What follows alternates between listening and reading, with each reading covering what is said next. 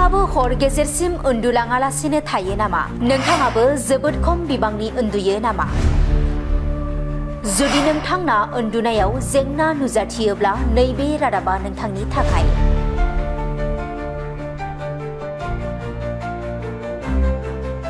जरखायै लाइमोनफोरा हरनि समाव गोबाव सम उन्दुलाङालासिनो थायो।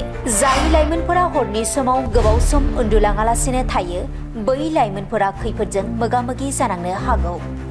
नंगौ, मोनसे बिजिरसंनाया फोरमायदों दि गोबाव सम उन्दुलाङालासिनो थानाया सम जायैयावनो थैनायनि जाहोन जानो हागौ। मोनायाव 6 घन्टानि बाङाइसिन उन्दुनाया थाब थैनायनि जाहोन जानो हागौ होननानै बिजिरसंगिरिफोरा फोरमायदों। गोलाव जिउनि थाखाय गोग्गो उन्दुनाय हुदानि जोबोद गोनांथि।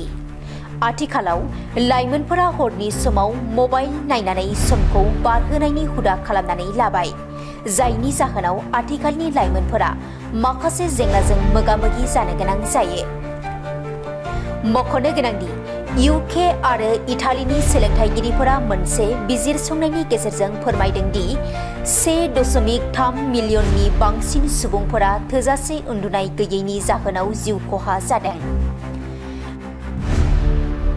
बिजिरसंनाया फोरमायबावदों दि उन्दुनायनि आंखालाव बिखानि बेराम, हाई ब्लाड प्रेसार, ओबेसिटी आरो डायबिटिस बायदि बेरामफोराबो सोमोन्दो दङ।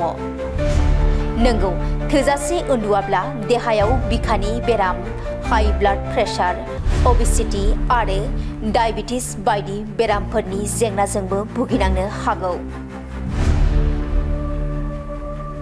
बेजों लोगोसेनो रागा जोंखांनाय, गोसो बायनाय, जिंगासिनाय आरो बावगारनाय बायदि जेंनाफोरजों नोंथाङा मोगा-मोगि जानांनो हागौ। जुदि नोंथाङाबो थाब उन्दुलांनो हायाब्ला माखासे हुदाफोरखौ खालाम, जेरै मिलौदो देंखो खोनासंनाय।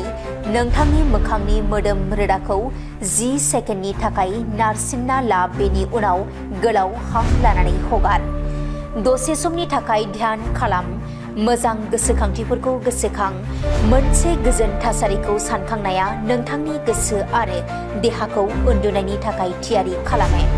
नंगौ, बेफोर हुदाफोरखौ खालामोब्ला नोंथांखौ गाहामै उन्दुलांनायाव हेफाजाब होगोन।